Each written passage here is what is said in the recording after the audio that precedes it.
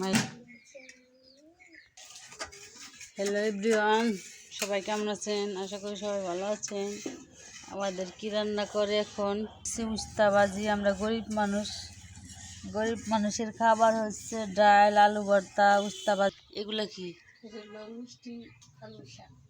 মিষ্টি আলু শাক ভাজি হবে। ভাত রান্না হয়েছে, শুধু আলু শাক আর শাক নাই।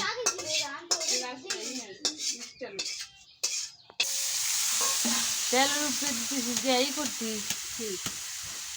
প্রথমে পেঁয়াজ মরিচ দিয়ে সাইডে উনায় নিয়ে সাইডে, তারপর হচ্ছে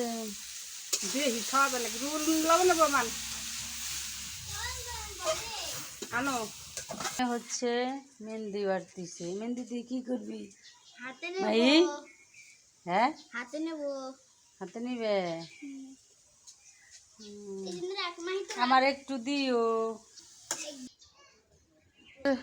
কাঁঠাল একটা ভাঙছে, কিন্তু এই কাঁঠালটা সেরকম স্বাদ না, মিষ্টি না। আমার বাপের বাড়ির কাঁঠাল, এটা শক্ত, এটা পাকে নাই।